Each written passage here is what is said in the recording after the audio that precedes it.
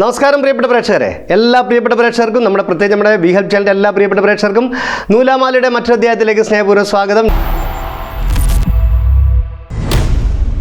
പലരും ഇത് കഴിക്കുന്നതാണ്. എന്താണ് കഴിക്കുന്നത്? അതിൻ്റെ പേരിൻ്റെ അവസാനത്തെ വൃത്തം മാറ്റിയിട്ട് വള്ളിയിട്ടാൽ ചില സ്ത്രീകൾക്കുള്ള പേരായിട്ട് മാറും. എന്താണെന്നാണ്. ഞാനത് കഴിച്ചിട്ടുണ്ട്. നിങ്ങൾ ഈ കണ്ടുകൊണ്ടിരിക്കുന്ന നിങ്ങൾ പലരും ഇത് കഴിച്ചിട്ടുണ്ട്. ഇത് കഴിക്കാനായിട്ട് ആഗ്രഹിച്ച് നടക്കുന്ന ഒരുപാട് ആൾക്കാരുണ്ട്. ഉത്തരം കല്യാണമാണ്. കല്യാണം എന്ന് എഴുതിയിട്ട് അതിൻ്റെ അവസാനത്തെ വൃത്തം മാറ്റിയിട്ട് അതിന് വള്ളിയിട്ടാൽ കല്യാണിയായി. കല്യാണത്തിൻ്റെ വൃത്തം മാറ്റി വള്ളിയിട്ടാൽ കല്യാണിയായി. അതാണ് പറഞ്ഞത്. പല ആൾക്കാരും കഴിക്കുന്നതാണ്. അതിൻ്റെ വൃത്തം മാറ്റി വള്ളിയിട്ടാൽ ചില സ്ത്രീകൾക്കുള്ള പേരായി. കല്യാണി എന്നുള്ളത് സ്ത്രീകൾക്കുള്ള പേരാണ്. കല്യാണം, കല്യാണി. ഓക്കെ. ഭർത്താവും വിഷവും ചേർന്ന സംഖ്യ ഏതാണ്? ഭർത്താവും വിഷവും ചേർന്ന സംഖ്യ ഏതാണെന്നാണ്.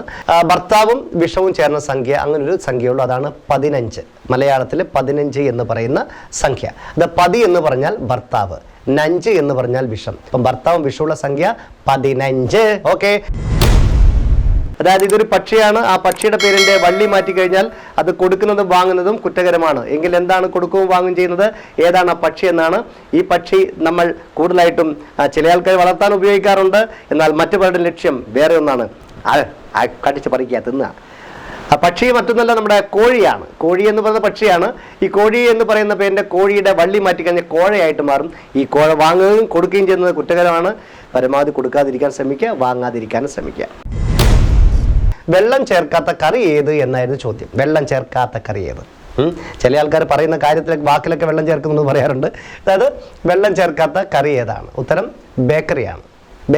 ബേക്കറി എന്ന് പറയുന്ന കറിയിൽ വെള്ളം ചേർക്കാറില്ല. അതൊക്കെ ഇപ്പം അപ്പോൾ ചോദ്യമാണ്. അതായത് തുടക്കവും ഒടുക്കവും ഒരുപോലെയുള്ള സമയം ഏത് എന്നുള്ളതാണ്. ഉത്തരം 2:30 എന്നുള്ള സമയമാണ്. 2:30 എന്ന് നമ്മൾ സമയത്തിൻ്റെ 2:30 എന്ന് പറയുന്ന സമയം എഴുതുമ്പോൾ തുടക്കം രായാണ്, അവസാനവും രായാണ്. തുടക്കവും ഒടുക്കും ഒരുപോലുള്ള അക്ഷരമുള്ള സമയമാണ് 2:30 എന്ന് പറഞ്ഞാൽ. രണ്ടും എന്നുള്ള അക്ഷരമാണ്. അങ്ങനെ തുടക്കവും ഒടുക്കും ഒരുപോലെ വരുന്ന മറ്റൊരു സമയം ഉണ്ടോ എന്ന് എനിക്കറിയില്ല. അങ്ങനെ വല്ല സമയം ഉണ്ടോ എന്ന് ഞങ്ങളെ അറിയിക്കണേ. ഓക്കെ.